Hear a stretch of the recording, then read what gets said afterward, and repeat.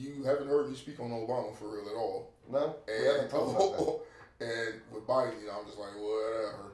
So It's getting kind of fun to watch. I could have stopped all presidents. The whispering thing. Have you seen the whispering thing? I told you Bush is my favorite still. The whispering, he started whispering into the microphone.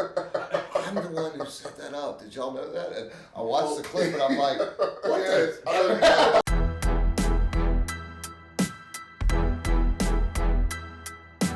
Welcome everybody to Where's the Line? This is Alex on the left, Tillman on my right. I am Elliot. Happy 4th of July. That's what we're recording. So Alex, you want to kick us off? Because you are Mr. Patriotism today. I am. Mr. Tom Brady. I'm not that kind of patriot. He is the GOAT, but I don't know that I'm a big Brady fan. Although what he did with Jacksonville was pretty impressive. Mm-hmm. What he does with deflated footballs. Huh? Said what he does with deflated footballs. It's pretty Well, impressive. did they deflate him in Jacksonville too? I'm sure they deflate them everywhere. Go ahead. All right, so it is 4th of July. We celebrate the Declaration of Independence, right? 13 states came together and did the one thing that created America, and that was declare independence from England, the United Kingdom, right? We celebrate that every year. A lot of controversy and discussions. We talked about that and so forth. But what I'm curious about, as I watch news and media and so forth, the condition of the state of patriotism in America kind of hurts me. And what I want to get is your feedback on both of y'all on what we feel like the state of patriotism is. This feels reminiscent to a question you asked last week about the state of Christianity. Very much so. Yes, they tend to go hand in hand at times, but not from the Christian perspective, but from just a patriotism perspective. America, etc. I'll leave it there. Let's see where it goes. I guess the first thing that comes to my mind is we are supposed to be this big melting pot. And when you're going to mix in just a bunch of random ingredients, you may get some things that you don't like about it. You have people who are not going to be happy with the outcome all the time. And that's in just America. In other countries, they have fights and wars and disagreements. But when you're pulling people from so many different cultures, religions, and backgrounds and beliefs and saying, yeah, be proud of what you have here, you're going to have a great swath of people that aren't going to be the happiest about the situation that they have here. And I think that can greatly affect the patriotism of those, of course, of America. I am, for one, not a person who's always been very patriotic. Of course, when you're younger and you're taught the things that you're taught in school, you're go America. As you get older and you learn new information and experience new things as well directly, that kind of brings that down. Like I told you, of course, we've had the conversation before about like coming to your office and me seeing all the the patriotism, the pageantry of patriotism, and I question where you stand, because for me to be somebody who's seen and experienced a person yelling in your face while holding an American flag, or telling you you're not American or you're un-American, you know what I mean? And it's difficult not to correlate that person with every other person who loves America. So it keeps you feeling like you're on the outside of that. You see what I'm saying? Like I said, where some people would use, like, yes, okay, like we can all point to the Confederate flag and say, that might be racist. There's a lot of people that feel that way. But for those who love America, if I point to the American flag and say, that's racist, there's a lot of people that's like, they may not agree with me. Most wouldn't, I would say, agree with me. But the thing is that that same person that holds the Confederate flag, I'm pretty sure runs around with the American flag right next to it. So it seems like it's the same gang a lot of times. And I think that affects the patriotism of people like myself. As in where if I see somebody who I know is against me representing that flag, then how could I feel okay and comfortable representing it as well? So. That's where my mind goes with that. Alright, so I think I don't agree with that, but I'll come back to that. so I think the starting place that I would want to approach it from is what makes me. When do I feel the most patriotic? And I think I feel more patriotic on occasions like Memorial Day, things like that, because contemporary soldiers, even and remembering other soldiers like the ones that you may know or family you're closely related to in proximity feels more real, and you see the commitment given. When I think of the 4th of July, it is something that is very far removed. It's history, and the more you know about history, you know that it's not all black and white, that there's a lot of questionable stuff in the middle. And I'm very detached from the U.S. presidents of yesteryear, like George Washington, I, don't feel a special connection to. However, if I look at, a person who fought in Iraq, I would feel much more respect for that. Like if I were to run into George Washington today, I might not care because I might not actually even recognize him. But if I could tell somebody who's wearing a U.S. military uniform that they deserve that respect for the commitment and the service that they give.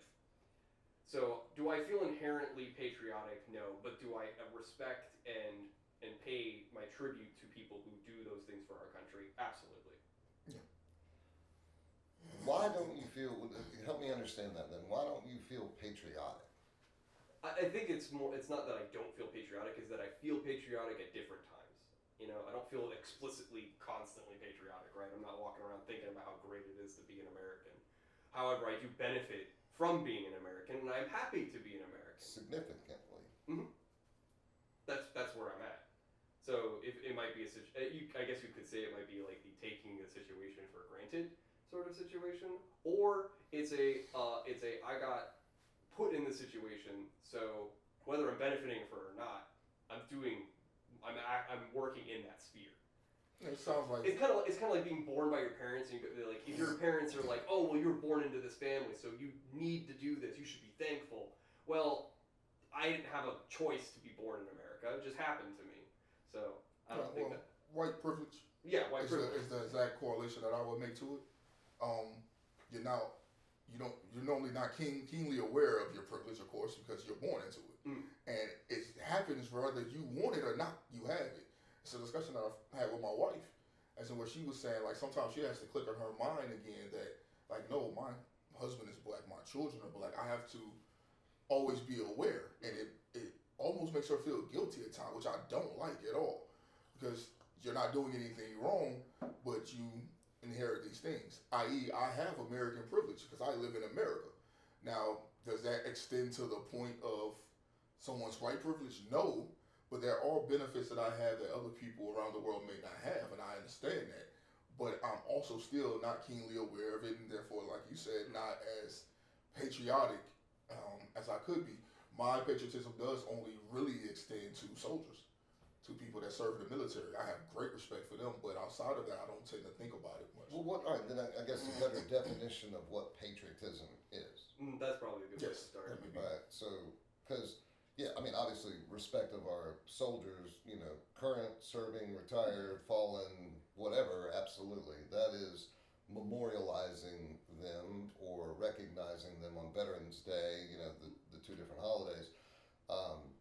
But a patriot, to me, is someone who believes in the American concept, the rights, the privileges, the opportunities that we have because of our American citizenship, and that I'm proud to be an American, to use a cliche statement. I get the sense from both of y'all that there may not be that pride in America. I certainly don't agree with the correlation that because someone may have a rebel flag and an American flag next to it, that all American flags are now correlated with rebel flags. I think that's a small argument there, because that, whatever, I don't think that means that every American flag is directly correlated to a rebel flag because of that. It's like somebody who has a swastika and the Christian flag next to each other. Right. Like, you can't. Does does that mean all Christians are Nazis? Basically, like, Right, you no. can kind of make that argument. No, of course, and I wouldn't. I never tend to speak in like I speak generally. I'm not speaking for everyone, and so when I speak to especially when I'm speaking to my experience on that, it's what I'm seeing.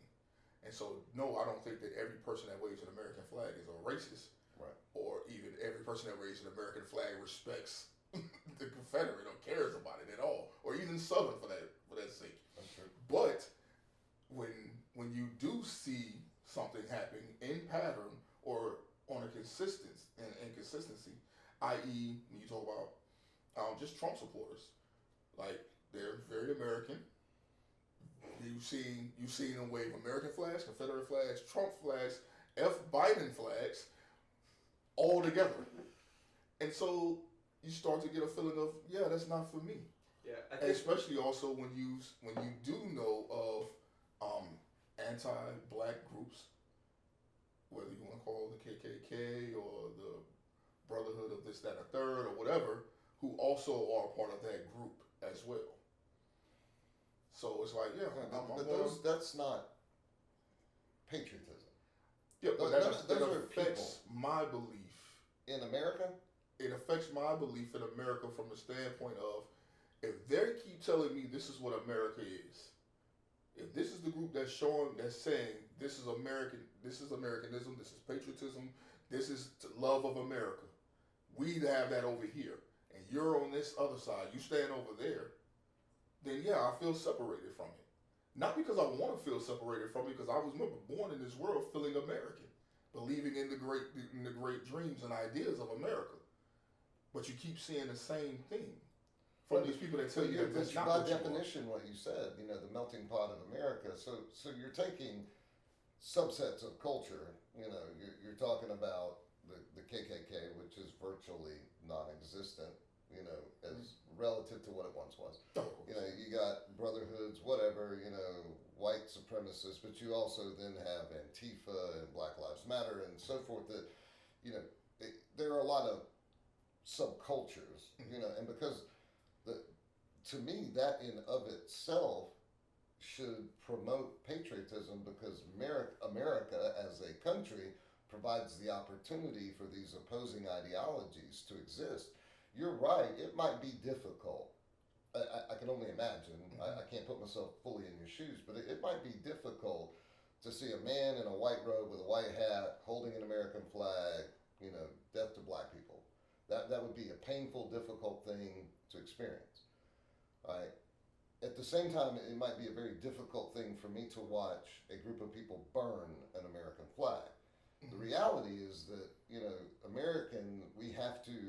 we accept that freedom of expression and belief is there. Now, that doesn't make one right and one wrong, or one wrong and one right. I mean, it doesn't, I'm not signing off on every Southern dude who's got a rebel flag and an American flag that's okay by saying, I love America. What I love about America is it sets up an environment where that can exist, that can coexist, where we can have very liberal ideologies, very conservative ideologies, Christian ideologies, people that don't have faith, people that have other faiths, people that believe other things.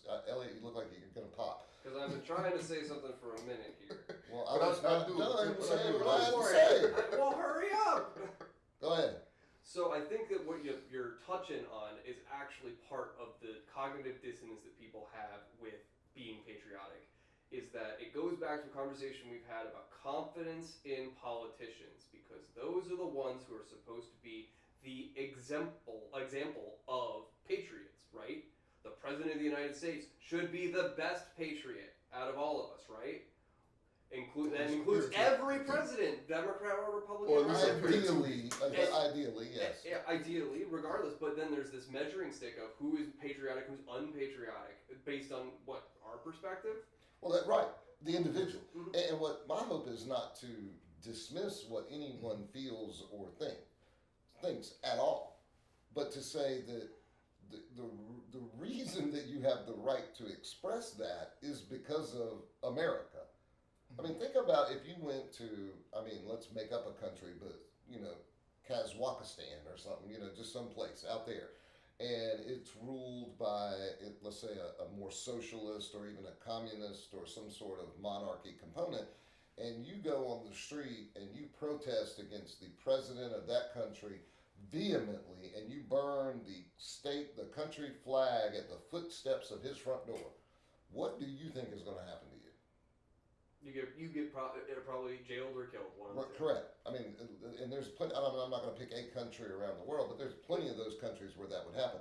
In America, you have the right to do that. That freedom of expression.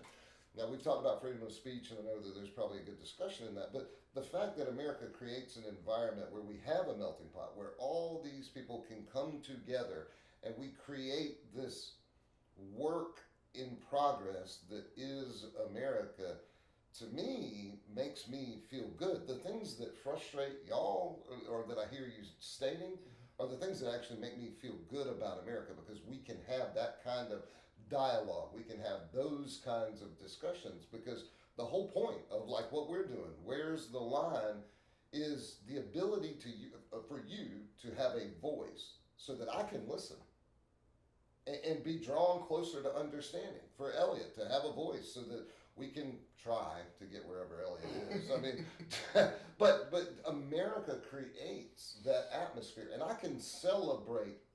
I can be patriotic to the concepts. Do I like every part of American society and culture? No. But the individuals inside of America are not what I'm patriotic to.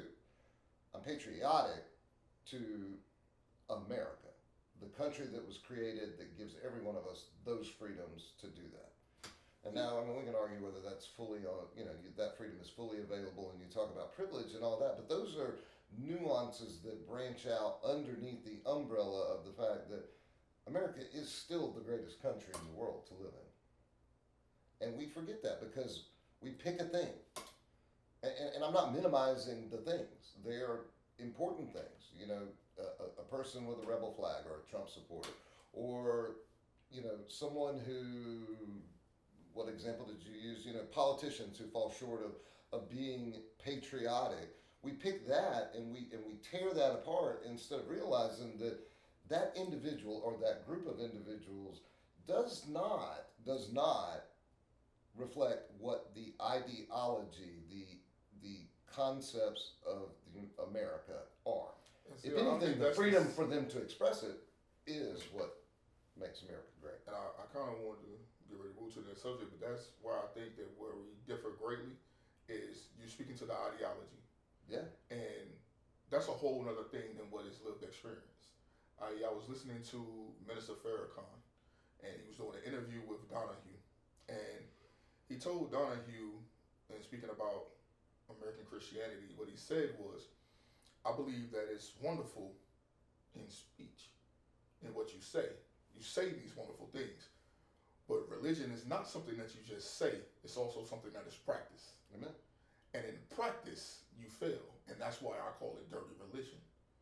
So when he said that to Donahue, of course, all of these people were offended by this.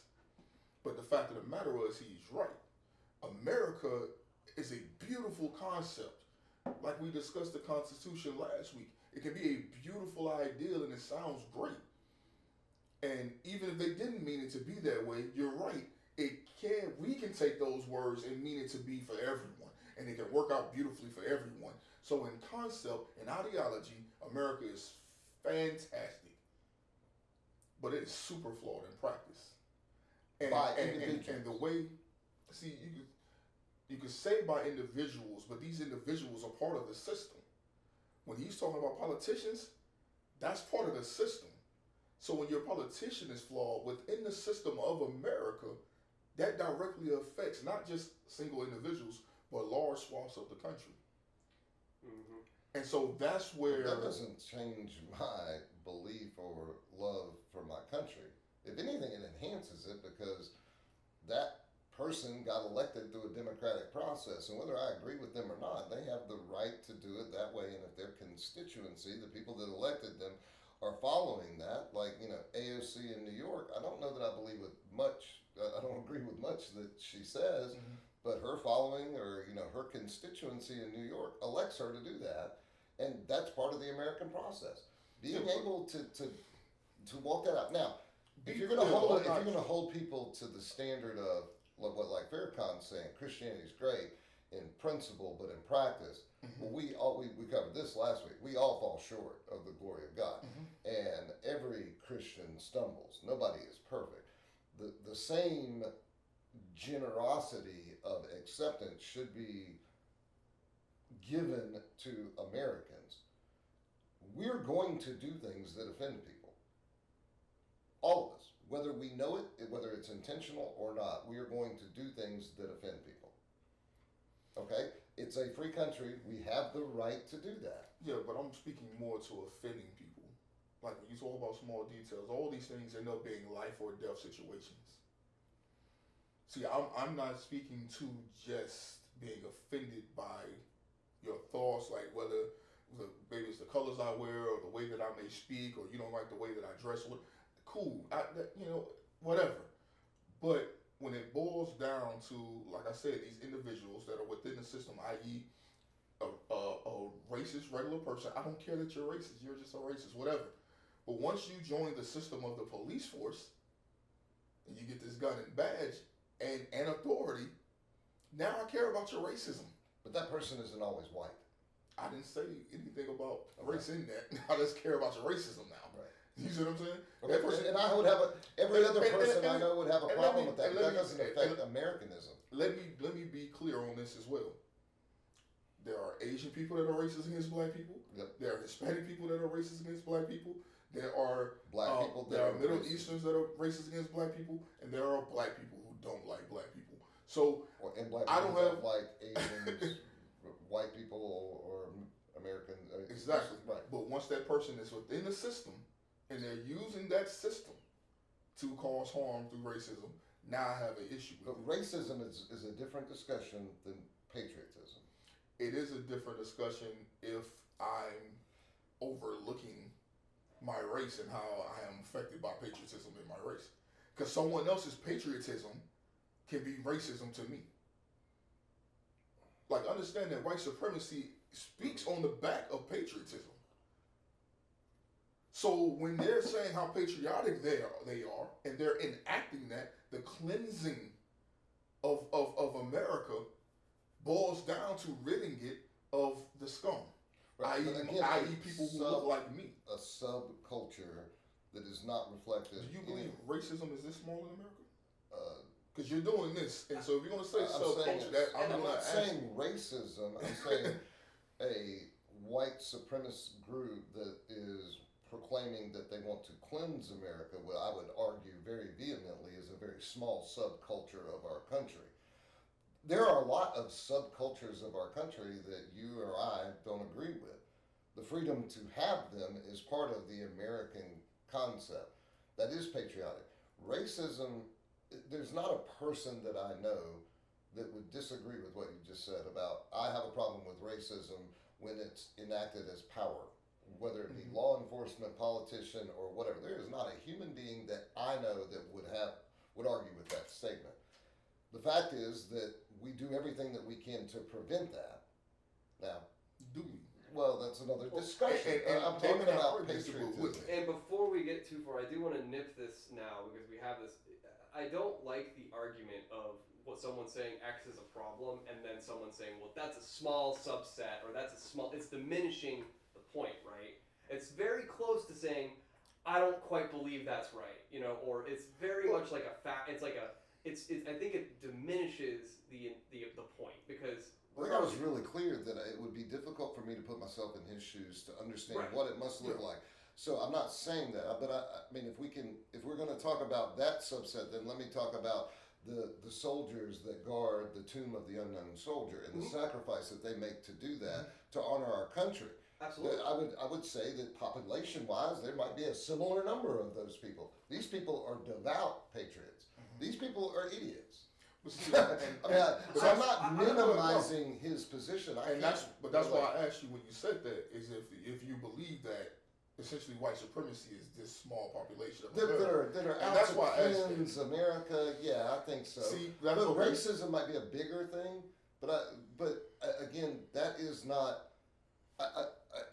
I'm not buying, and this is the discussion about patriotism. I'm not going to buy the discussion that everything is racist in America and therefore America is bad. I'm not doing that. No, and that's not the discussion I'm talking about. I'm talking about pride in America. Yeah, and that's that not was my point. And that's not what if I'm doing that, I'm saying that that's a piece here. There's 100 other pieces. Well, the reason I asked that is because if it's what you believe is that small, that way we can now see the difference between how you view white supremacy in this country and I view white supremacy in this country.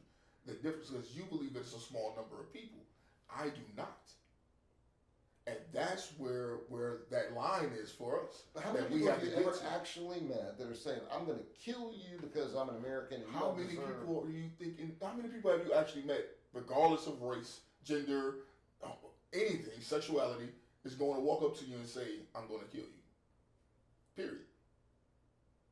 Well, there was a time in my life where drugs and other things, but outside of something you've done to them. Yeah, but that's the thing is that with racism, you can cover that. That can be hidden.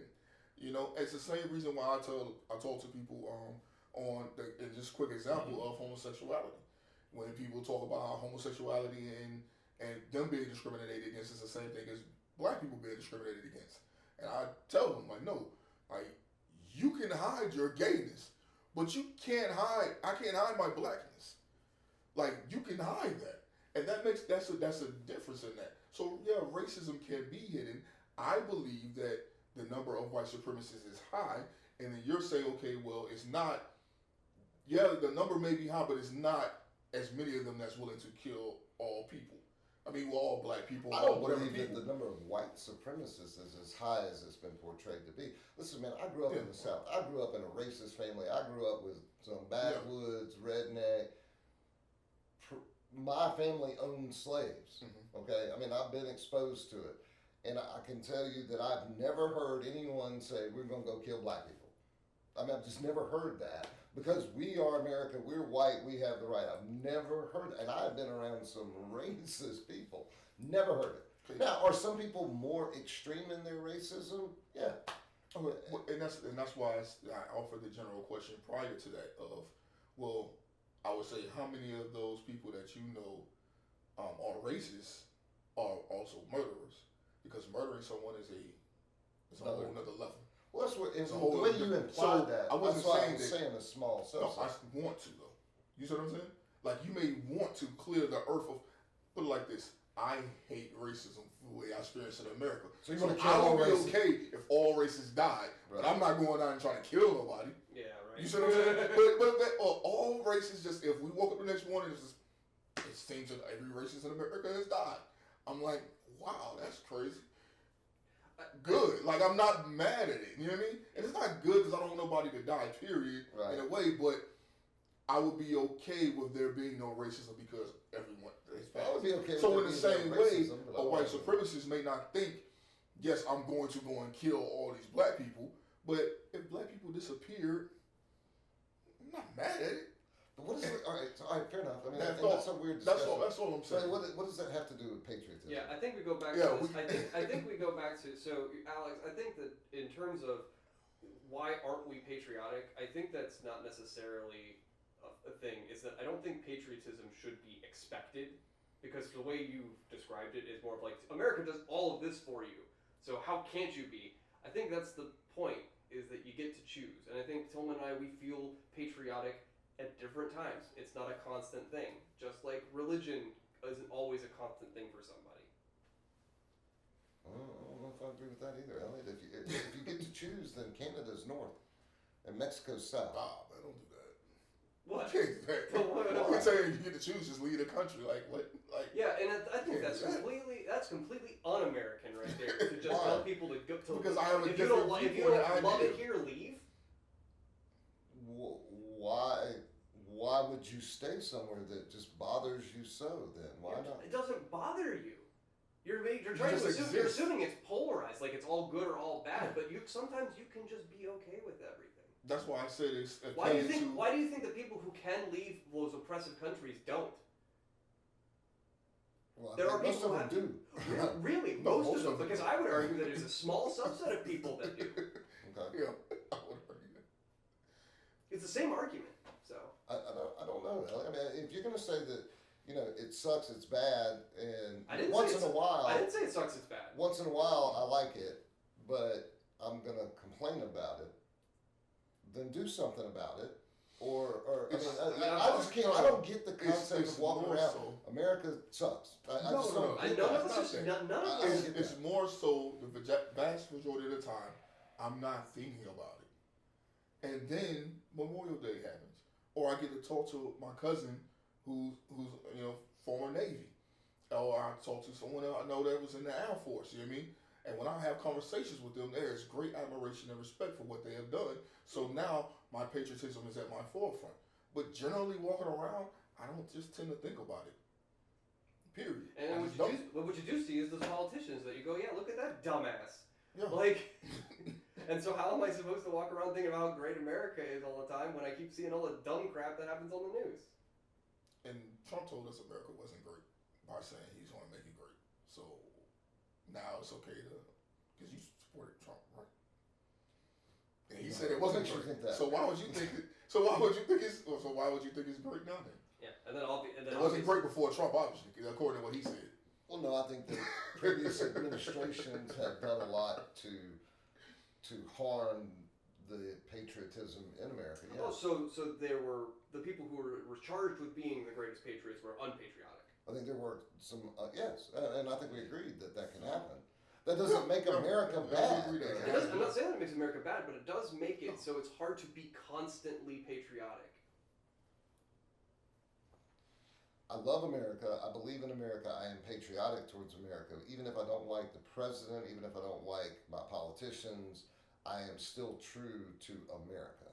Those are your convictions. Right. And I think that it's funny to me that when we have times like now, I think we're also in a generation that we have not suffered a major attack on America since 9/11.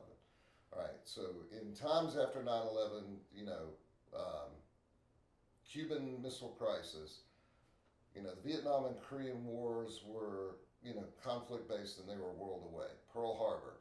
When America is threatened, we pull together and the true nature of the American spirit, when we lay down the differences between black and white or political views or, liberal versus conservative and say, okay, somebody came to our house and messed with us. Let's show you.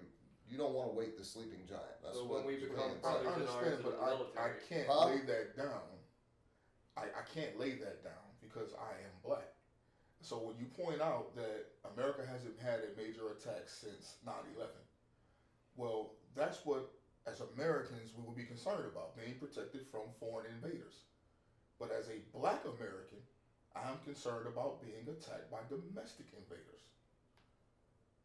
Whether that be white supremacists or police officers busting in my house in the middle of the night and shooting me while I'm playing video games with my nephew, or shooting me while I'm laying in the bed watching Netflix with my boyfriend, which happened to 2 black women in the past year, or kneeling on my I am concerned with being attacked domestically as a black American. So when you are a white American, you don't have to concern yourself as much with being attacked domestically. The foreign threat is the threat. That's the major. The foreign threat is a bigger threat than that you want to be protected from your government more so than the domestic threat. That's what I'm saying. I would say my thing that you said while I was saying it was that also you're talking about when we're brothers in arms now, when we're becoming more like the people who sacrifice actively for our country, the military, which we all agree that we have great respect for. Of course we feel more patriotic when we're in that situation. Yeah.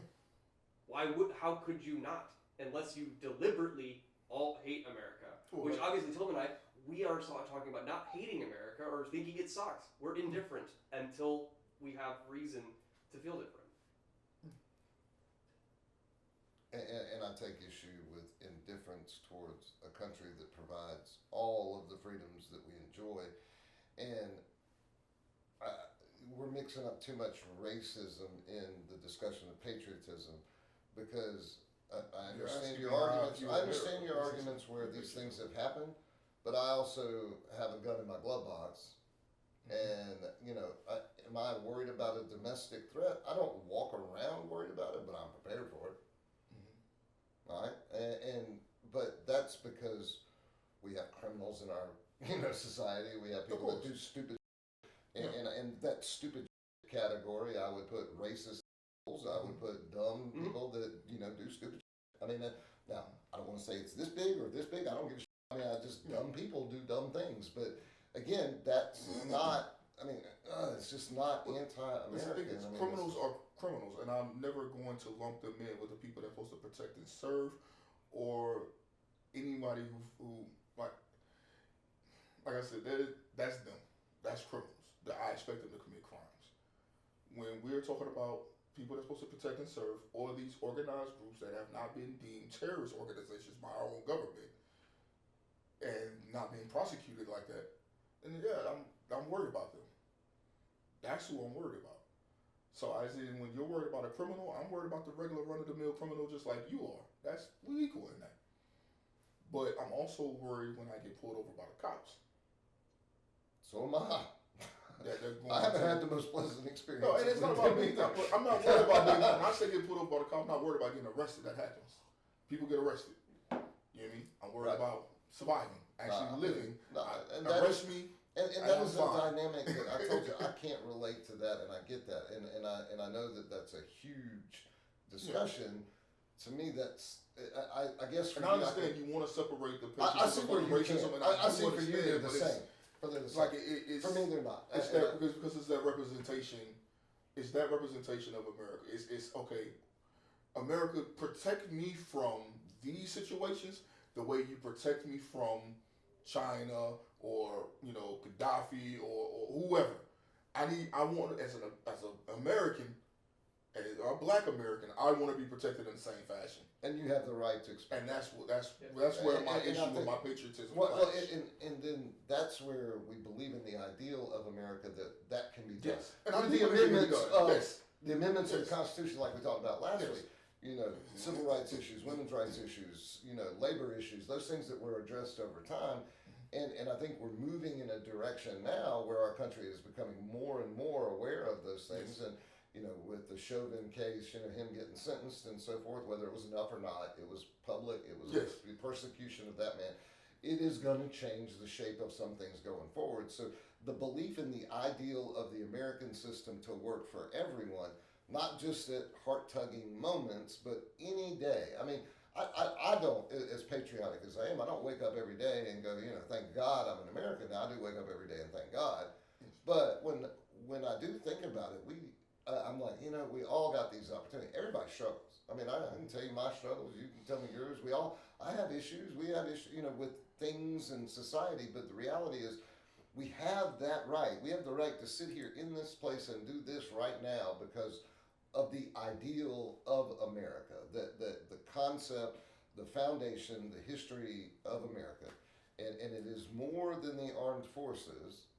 It is a collective belief in freedom. And not every part of it is done well, I agree. But what bugs me, and it's reflective maybe in the opinions, I'm not mad at y'all or anything, it's just somehow or another we dropped the ball along the way. Because I think if in the 1950s you would have polled Americans, you'd have gotten a different patriotic experience coming out of World War II than we would have now. And now, whether that's just a reflection of the time and bringing to light some of these challenges that America's dealt with that may have just been pushed down or swept under the rug, fair enough. And I don't like that. Okay, that's cool. I don't like that either. But that doesn't mean I don't like America. And I don't like politicians. Most of them. But that doesn't mean I don't like America, right? And so you just hate the people that are running it. Sometimes, some of them.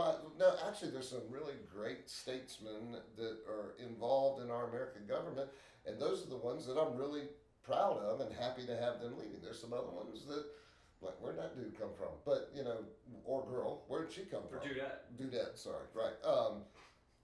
It doesn't, my only point in this, it breaks my heart a little bit that we've gotten to a point where the default is America bad instead of America good. None of us said that. None of us said that America was bad. It's not, it's definitely not that I feel like America's bad, especially not the ideology. Like I said, the ideal is great. I love that. And when it works for me, I'm happy and I'm appreciative and I celebrate that. But there's also a lot of situations where I feel like not only is it not working for me, but people aren't trying to make it work. And that's the only places where when I feel down about America, if I ever feel down, it's like I don't feel like they tried at this moment. And it's not the ideal again, it's the people who are the individuals, like you said, that are in place in these certain systems. The thing that I am grateful for is that this system is designed to be able to get people up out of there. You only got so many years to do what you got to do when you're gone. Right. And if you don't do it right, you don't get it done, or the people don't vote for you, you're out of there, and we get somebody else sitting there. So the system is fantastic. We just got to continue to try to make it work.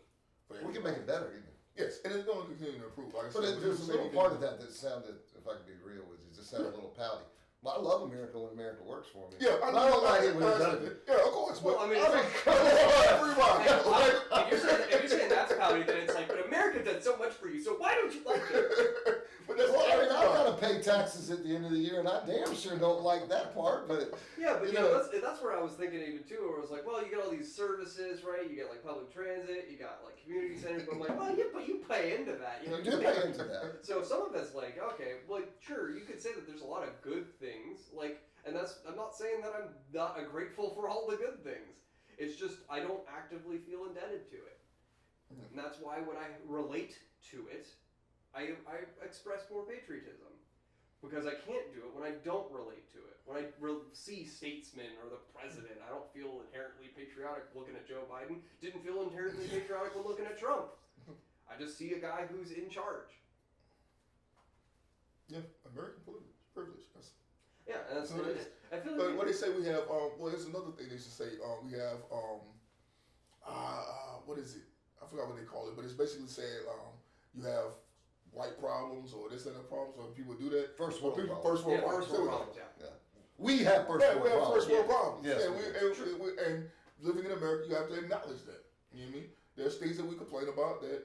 Yeah, I mean, I was it's not really a complaint. Right, your country like kills you for burning their flag. Like that's definitely not a first world problem. Yeah, I went to our Haiti. country kill us because there's not enough food. So I guess Yeah, that's true. and That has happened. And so that's what I know. That's what I'm saying. So that is a real problem. So this is a very privileged conversation. Yes, We are bitching about. Well, that's why I said from the beginning. It is, and I recognize that. I wish that somehow we could get, and you're right, it's every individual's responsibility, it's our leaders' responsibility. I do think that we have a responsibility to behave more like the American ideal in everything we do. I hope I do that. Mm-hmm. I hope that I do that. And I wish that others would do it, so that particularly a younger generation still sees America as the greatest country in the world. Even though we can pick away at it, and it needs change at times. I mean, during the civil rights movement, the challenges within the country, particularly in the South, it had to go through that to get things right. Maybe it's a period of time where and I imagine back then, if you'd ask a black man how much he loved America, you wouldn't get a good answer out of that one, right? Of course. Or maybe he likes America, just not the South. I don't know, but Well, he'd probably be afraid not to tell you that he loves you. So. well, right, because something might happen, but. I hope that we get a better sense of, our country is flawed, and because people are flawed, and there are lots of pieces. When I hear over and over again, America bad, this sucks, this is bad, we had a previous president and went around the country, around the world, apologizing for the behaviors of America. That, I gotta tell you, bothered me. And I don't care if he was black, white, or green, or purple. That was the president of the United States doing that. The apology tour. Yes, You were a fan. I was not a fan of that, and I think that kind of laid the seeds of what's growing now. Of well, gosh, maybe America is bad, and America isn't bad. I mean, we Well, have. and you've also seen that as an act of humility. Like that's the whole thing. Is why would you like? There's always two sides to it. You can criticize it, or you can see the good in it. Because not every, just like everybody wants to say that Trump did everything wrong. Trump did plenty of things right too. Say that again. Trump did plenty of things right too. Say that again. Why would you do that? Come on.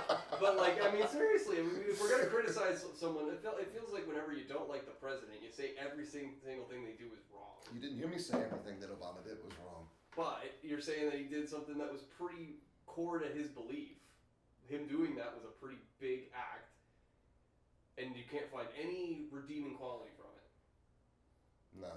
Okay, that was all right. That was my question. No, I mean, no. I didn't understand it at the time. I don't understand it now. And I'm not saying that I don't blame him for the perception today, but that was just an example of like, negative Americanism. And, if we look at him in his circumstances, the child of a military family out of Chicago, who became the president of the United States, the first man of color to do that.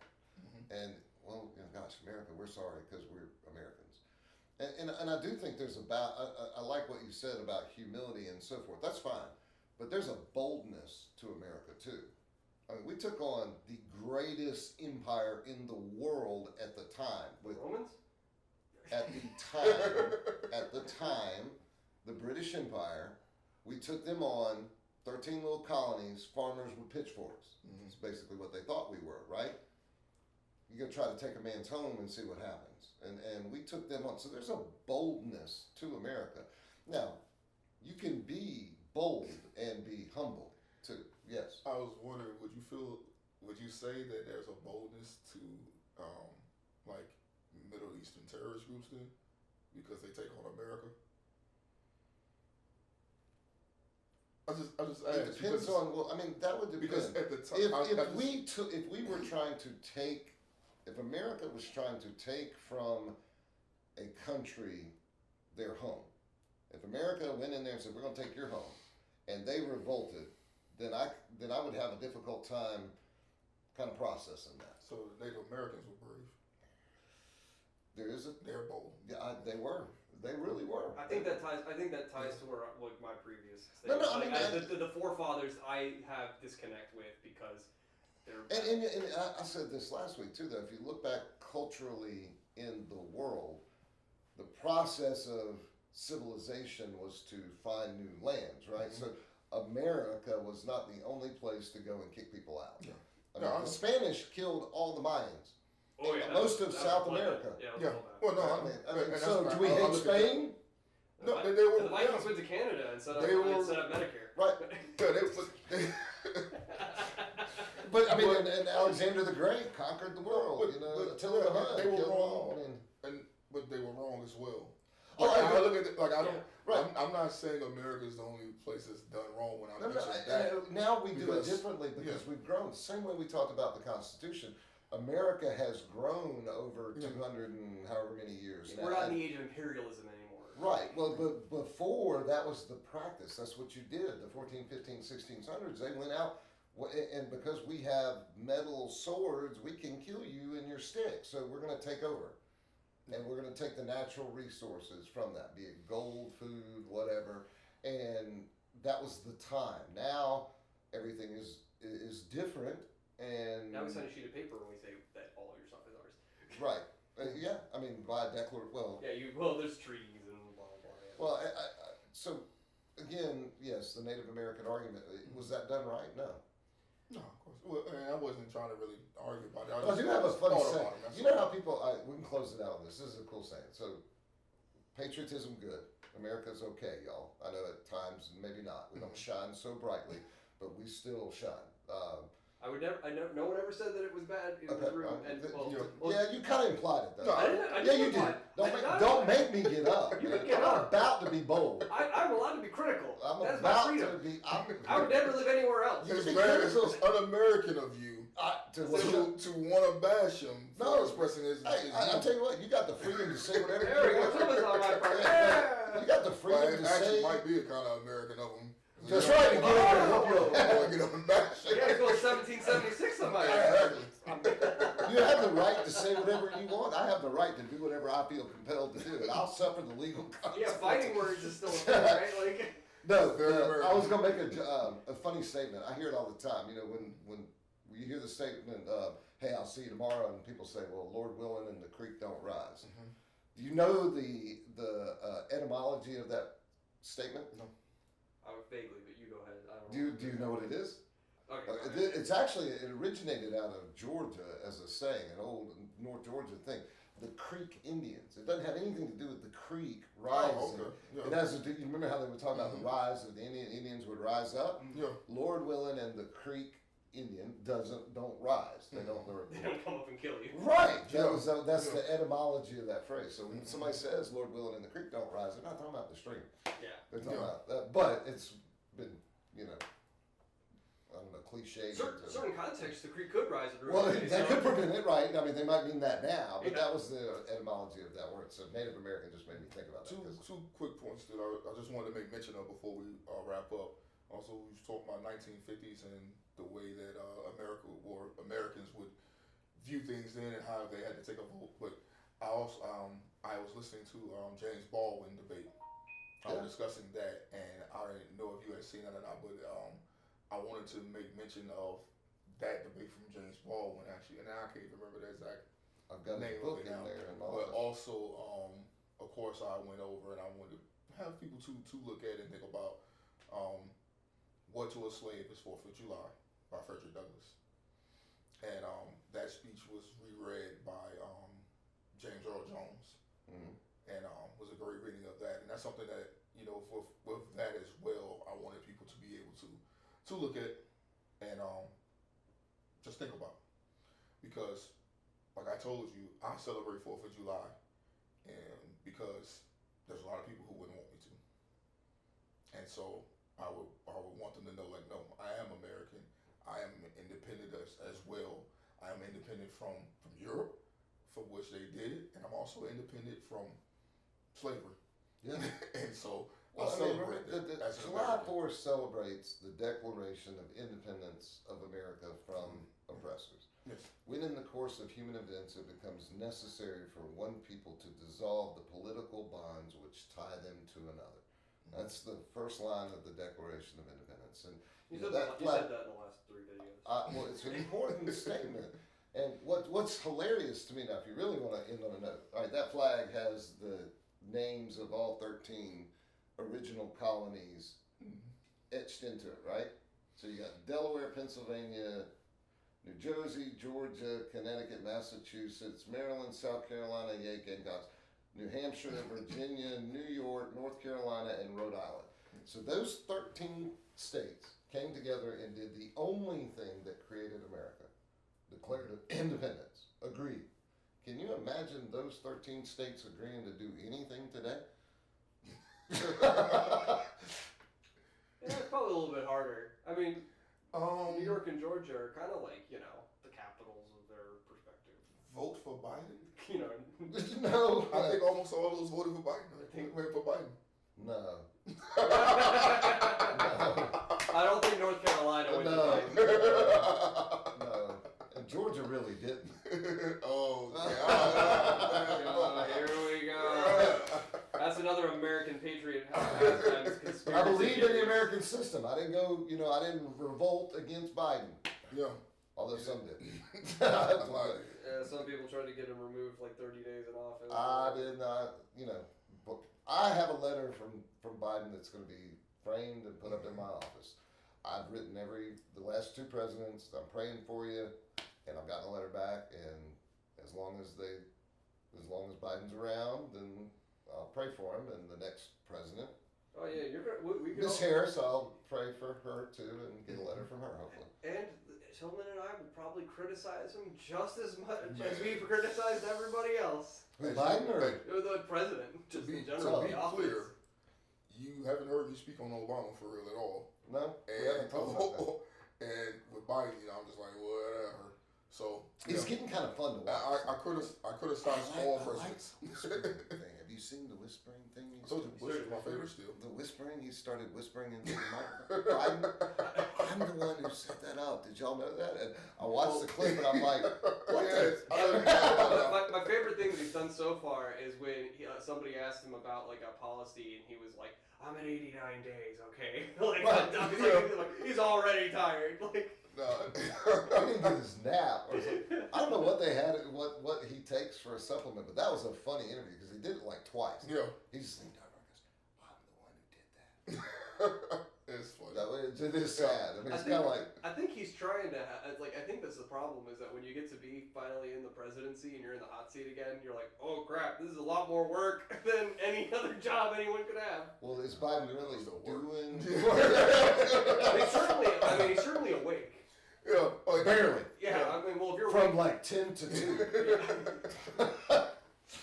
just long enough to give you the snarky comment. Yeah. I wonder if we would feel a little bit closer to what the president is if we actually knew a little bit more about what their days were like. I'm sure you could find it out. Well, Reagan actually did that. They did a couple of things like that. Where they Yeah, followed that's Reagan. I mean, that dude worked like 18 hours a day. Yeah. And now, up until the end, when his Alzheimer's was messing him up, Nancy kind of ran the country there the last year or so. But that we had more of that back then because there was still. That's another piece of patriotism. There was still respect for the office, and people, whether you voted for Reagan or not, you liked him or not, I mean, most of the country did, there was an interest in it. And even Clinton, who was kind of a boo-boo head, acted kind of crazy sometimes, there was still that interest. And George W., even though, the son of a Bush, the Bushes were in the White House for a long time, he wasn't real popular, but 9/11 happened, and again, there was something of an interest, and then... He said he got a shoe thrown at him, like, he's like, said nuclear. Like, yeah, and that was actually a cool scene. That was a fun guy. Oh, yeah. George W. George W. Bush. He Kind of silly. He did some goofy I stuff. don't care. Yeah. Like, when it comes to presidents, that's the guy that makes me smile. Period. I don't care. Like I don't want to know why.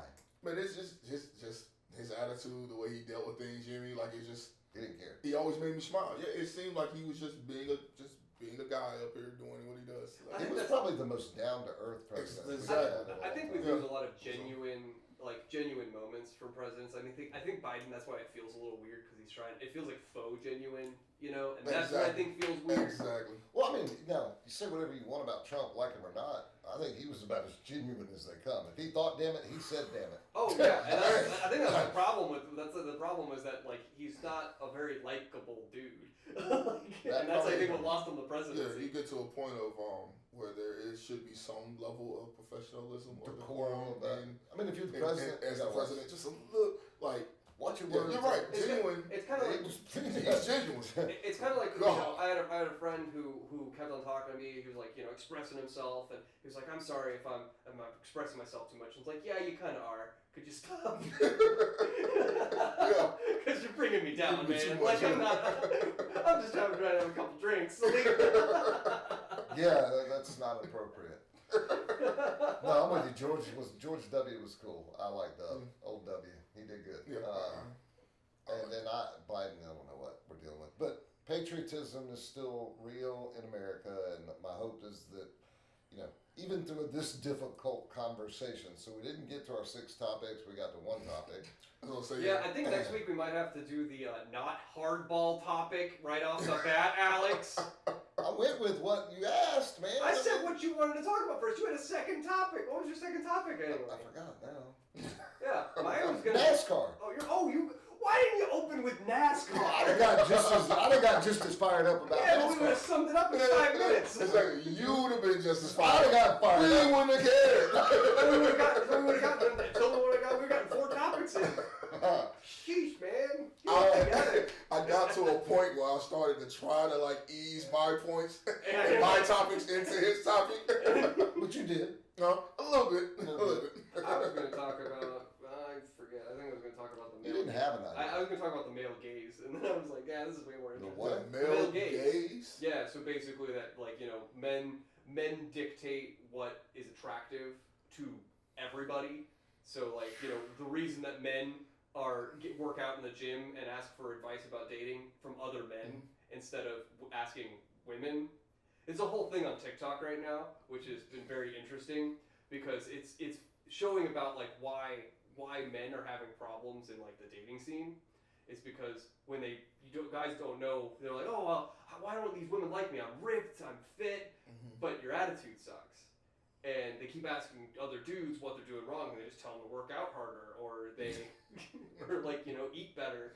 And then the women still don't like them because they're still jerks. These are millennial men, right? Yes, this is definitely a more contemporary generation. Right, because a real man would know to go talk to a woman. Correct. Okay. I think it's wait. A real man will talk to a woman about how to talk to women? Yes. What women talk to women outside of lesbians? Anyway, you see, we can't get into this topic. I'll go all in on this. I'd be very interested in what your opinion Man, is. I'll go all in on this. All right, next week. Yeah. Next week. Anyway, all right, guys. Thank you for watching. Don't forget to like the video. Leave a comment if you want. Subscribe. Subscribe. If you are interested, I'll DM you Alex's personal email. No. All right, have a good one. Happy 4th of July, everyone. Yes. 4th of July. Yes. Bye.